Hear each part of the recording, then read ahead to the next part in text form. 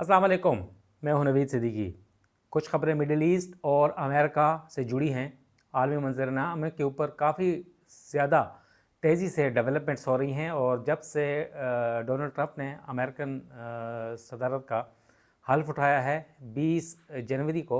اس کے بعد سے لے کے اب تک روزانہ کی بنیاد کے اوپر وہ درجنوں ایگزیکٹو آرڈرز پاس کر رہے ہیں، اور اسی طرح تند و تیز اور تیز تراق قسم کے اور زہریلے قسم کے بیانات بھی جاری کر رہے ہیں، اور کچھ مڈل ایسٹ کے حماس کے بارے میں، کچھ جو غیر ملکی تارکین وطن ہیں غیر قانونی، ان کے خلاف۔ سب سے پہلے تو ڈیولپمنٹ ہم آپ کو بتائیں گے کہ ظاہر انہوں نے ایک امداد عالمی معطل کر دی ہے، مگر سب سے پہلے ڈیولپمنٹ یہ ہے کہ انہوں نے ایک بیان دیا ہے ڈونلڈ ٹرمپ نے کہ جو غزہ کے لوگ ہیں انہیں اب وہاں سے نکل جانا چاہیے، اور جارڈن یعنی اردن اور مصر انہیں اپنے پاس بسا لے، کیونکہ یہ علاقہ اب غزہ کا جو ہے وہ اسرائیل کے پاس جانا چاہیے۔ اور اسرائیل کے کافی حامی رہے ہیں، اور ڈونلڈ ٹرمپ کا یہ بیان جو ہے اس کے اوپر کافی اس وقت تنقید کی جا رہی ہے مختلف ممالک کی جانب سے، ایران کی جانب سے بھی، مصر اور جارڈن اور دیگر ممالک سے بھی، جو ان کے حامی ہیں وہ بھی اس بیان کا خیر مقدم نہیں کر رہے۔ اور دوسری طرف یہ دیکھا گیا ہے کہ بڑی اچھی ڈیولپمنٹ ہے، خوش آئند ہے، کہ غزہ کے جو ڈسپلیس لوگ تھے، بے گھر لوگ تھے، وہ آنا شروع ہو گئے ہیں، بالخصوص ناردن غزہ، مغربی غزہ کے جو لوگ تھے، جو تقریباً 6.5 سے 7 لاکھ بے گھر افراد تھے، وہ واپس ہونا شروع ہو گئے ہیں۔ اور غزہ کے اوپر سب کو پتہ ہے کہ 2.2 ملین ان کی آبادی تھی، اور جو 7 اکتوبر کے حملوں کے بعد، یعنی 7 اکتوبر 2023 کے حماس کے اسرائیل کے اوپر حملوں کے بعد، اسرائیل نے جو بمباری کی اور ہزاروں کی تعداد میں غزہ کے جو مکین تھے وہ شہید ہو گئے، اور لاکھوں کی تعداد میں بے گھر ہو گئے، اور اس میں سے ناردن غزہ میں لوگوں کی واپسی کا عمل شروع ہو گیا ہے۔ اور گزشتہ روز تقریباً 1.5 سے 2 لاکھ افراد آئے تھے، اور آج بھی 1 لاکھ سے زیادہ لوگ وہاں پر پہنچے ہیں، یعنی 3-3.5 لاکھ لوگ ابھی تک وہاں پر پہنچ چکے ہیں، اور اپنے بچوں کو اٹھائے ہوئے وہ آئے ہیں، اور بہت خوشی تھے، خوش آئے ہیں وہ اپنے گھروں میں، حالانکہ ان کے جو سٹرکچرز ہیں ہزاروں کی تعداد میں، لاکھوں کی تعداد میں غزہ کے، وہ تباہ و برباد ہو چکے ہیں۔ وہاں پر ٹینٹس پر وہاں پر رہنے میں مجبور ہے، مگر ٹینٹس کی بھی وہاں پر اس وقت بہت زیادہ کمی ہے، اور بتایا جا رہا ہے کہ اس وقت وہ شدید جو ضرورت ہے، تقریباً 1,40,000-1,50,000 ٹینٹس کی اشد ضرورت ہے، مگر پھر بھی لوگ آ رہے ہیں۔ ان کا کہنا ہے کہ وہ یہاں پر اپنے گھروں میں رہیں گے۔ اور دوسری پچھلے ویکینڈ پہ ہفتے کے روز جو پہلے مرحلے میں 3 جو قیدی تھے، ان کی اسرائیلی ملٹری کی خواتین تھیں، انہیں رہا کیا گیا، اور تقریباً 200 کے قریب جو قیدی تھے وہ رمالہ اور غزہ اور دیگر جگہوں کے اوپر وہاں پر انہیں لایا گیا، اور کافی اس کے اوپر اچھی ڈیولپمنٹ۔ اس وقت 19 جنوری کو سیز فائر معاہدے کے اوپر عمل درآمد شروع ہوا تھا، اور اب تقریباً دوسرا ہفتہ جاری ہے۔ فی الحال تو خاموشی ہے، مگر کچھ جگہوں کے اوپر اسرائیلی افواج جو ہیں وہ حملہ کر رہے ہیں، مگر غزہ پہ خاموشی ہے۔ اور آئندہ آنے والے 1-2 روز میں مزید جو قیدی ہیں، جس کی لسٹ حماس نے فراہم کر دی ہے اسرائیل کو، اور انہوں نے کنفرم بھی کر دیا ہے کہ 25 افراد کی لسٹ فراہم کی گئی ہے، اور 33 میں سے ٹوٹل 33 تھی جو سویلینز ہیں، جس میں سے کچھ ہلاک ہو چکے ہیں، اور جو 25 زندہ ہیں ان کی کنفرمیشن اسرائیلی جو انٹیریئر منسٹری ہے انہوں نے کنفرم کر دیا ہے، پی ایم آفس نے بھی۔ اور جس کے علاوہ جو کافی بڑی تعداد میں جو اسرائیلی جیلوں میں قید فلسطینی ہیں انہیں بھی رہا کیا جائے گا، اور اس کے اوپر تیاریاں کی جا رہی ہیں۔ اور ویسے بھی اس سیز فائر کو فریجائل، بڑا نازک جنگ بندی کا معاہدہ قرار دیا جا رہا ہے، دونوں طرف سے بہت محتاط انداز سے چلا جا رہا ہے، مگر اس وقت ظاہر ہے اس کے گارنٹرز امریکہ ہے، مصر اور قطر ہیں، اور وہ بہت کوششیں کر رہے ہیں کہ دونوں طرف سے کوئی بھی اس کی وائلیشن نہ ہو، مگر جو امریکی صدر کی جانب سے جو بیانات دیے جا رہے ہیں، اور کچھ اسرائیلی منسٹرز اور پرائم منسٹر کی طرف سے بیانات دیے جاتے ہیں، اس کی وجہ سے کافی دشوار گزار مرحلہ شروع ہو جاتا ہے، مگر اس وقت فی الحال خاموشی ہے۔ اب ہم آتے ہیں دوسری جانب۔ امریکن پریزیڈنٹ ڈونلڈ ٹرمپ نے درجنوں کی تعداد میں، یعنی 200 سے زائد ایگزیکٹو آرڈرز پر دستخط کر دیے ہیں جب سے وہ یعنی 20 جنوری سے انہوں نے عہدۂ صدارت سنبھالا ہے، اور اس میں غیر ملکی تارکین وطن کا نکالا جانا جو کہ لاکھوں کی تعداد میں ہیں، اور اس کے بعد کچھ جو امداد کی معطلی ہے وہ ہے، اور اس کے علاوہ جو بائی برتھ شہریت کا قانون ختم کرنا ہے وہ ہے۔ اس کے اوپر تو شہریت کے قانون کو ختم کرنے کے حوالے سے تو فیڈرل جج نے فیڈرل کورٹ نے اسٹے دے دیا ہے، اس کے اوپر تو اب 2-3 ہفتوں بعد عمل درآمد جو اس کے اوپر جو ہونا ہے یا اس کے اوپر پروسیڈنگز ہونی ہے وہ تو ہوں گی۔ مگر اس وقت سب سے اہم بات یہ ہے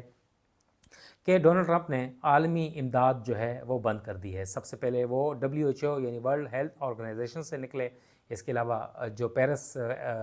کا ایگریمنٹ ہے کلائمیٹ چینج کا اس سے نکلے، پھر انہوں نے عالمی امداد بند کر دی، اور عالمی امداد اس وقت بتایا جا رہا ہے کہ تقریباً 2023 میں امریکہ دنیا کا سب سے بڑا جو ڈونر کنٹری بنا، اور ویسے بھی سب سے بڑا ڈونر کنٹری وہی ہے، اور بتایا جا رہا ہے کہ $68 بلین کی امداد عالمی ممالک کو دی گئی ہے،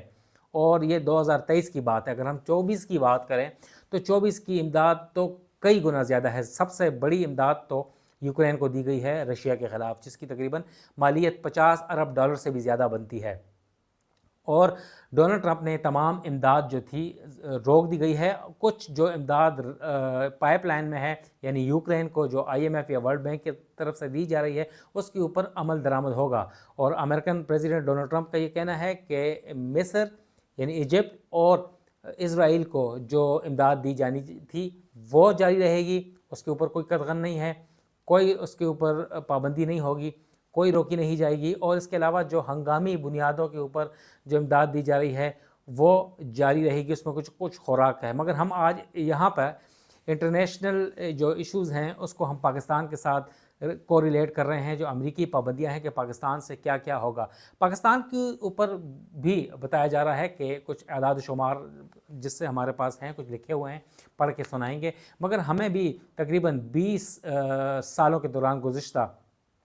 اربوں ڈالر کی امداد ملی ہے۔ بتایا جا رہا ہے کچھ اعداد و شمار کے مطابق کہ 32 ارب ڈالر سے زیادہ کی امداد ملی ہے، اور اس میں کچھ فوجی ہے، کچھ سیولینز ہیں، مگر سب سے بڑا اس وقت مسئلہ پاکستان میں جو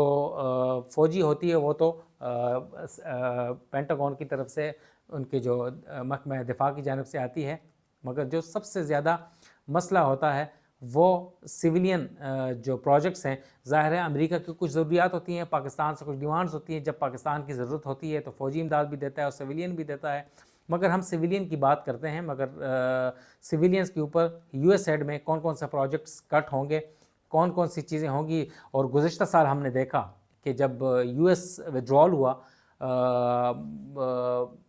افغانستان سے 2021 میں، مگر اس کے بعد گزشتہ سال 2 سالوں میں پاکستان میں جو US ایڈ کی امداد ہے یا دیگر امداد ہے اس میں کافی خاطر خواہ حد تک کمی واقع ہوئی، اور تقریباً $170 ملین سے $116 ملین تک US ایڈ کی امداد رہی گزشتہ سال۔ اب کچھ چیزیں پڑھ کے آپ کو بتاتے ہیں کہ جو ہم نے ویب سائٹ سے US ایمبیسی کی نکالی ہیں، اور کچھ میڈیا رپورٹس، اس میں ہم نے جیسے بتایا کہ 20 برس کے دوران پاکستان کو $32 ارب کی براہ راست امداد ملی۔ 2001 سے 2010 تک پاکستان کی امداد میں مسلسل اضافے کا رجحان دیکھنے میں آیا، یعنی یہ امداد 2001 سے ایک میں $175 ملین تھی، جو کہ بڑھ کر بعد میں $268 ملین تک پہنچ گئی اور بہت زیادہ ہوئی، اور یہ امریکی اتحادی افواج افغانستان میں ظاہر دہشت گردی کے ساتھ نبرد آزما تھیں۔ پاکستان کی ضرورت تھی امریکہ کو، اور پاکستان کی امداد انہوں نے زیادہ کی۔ 2013 سے 2015 تک امریکہ نے پاکستان کی امداد میں بھی دوبارہ کچھ قدر اضافہ کیا، اور 18 تک اس میں مسلسل کمی شروع پھر ہوتی رہی بتدریج، اور 18 سے 19 کے درمیان یہ امداد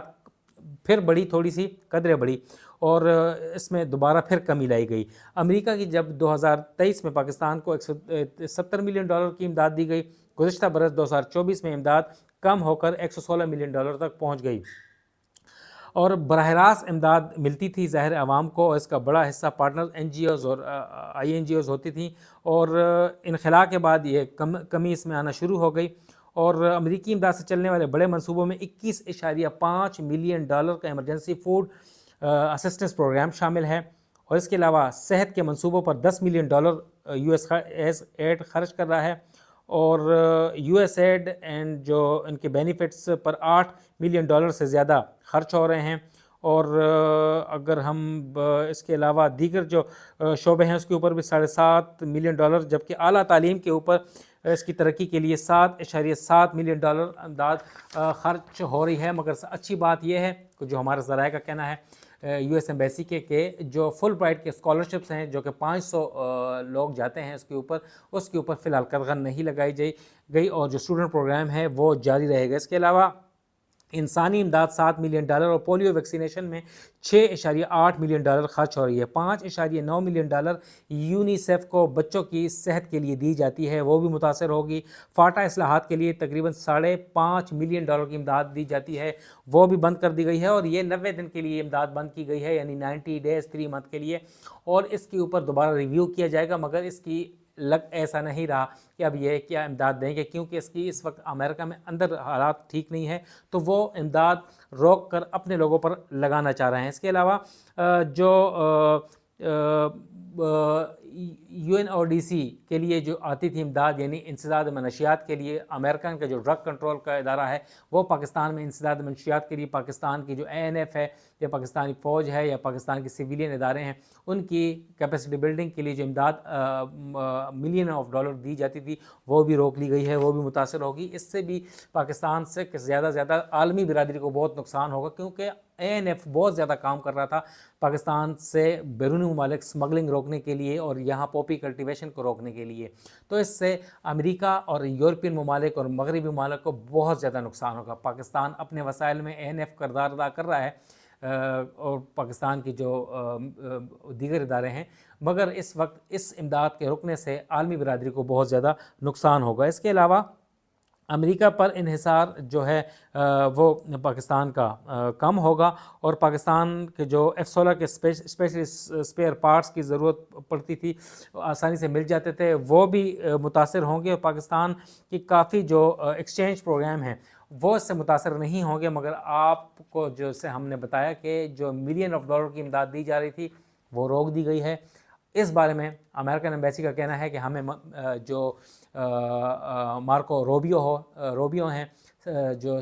سیکرٹری ہیں آف اسٹیٹ امریکہ کے، انہوں نے ایک میمو جاری کیا تھا، وہ انہیں مل گیا ہے اور اس کی میمو ملنے کے بعد انہوں نے امداد فی الفور روک دی ہے اور جو پائپ لائن میں تھی وہ بھی روک دی گئی ہے اور باقی جو ایگزیکیوشن تھی پروجیکٹس کی اسے بھی روک دیا گیا ہے. اجازت دیں، والسلام.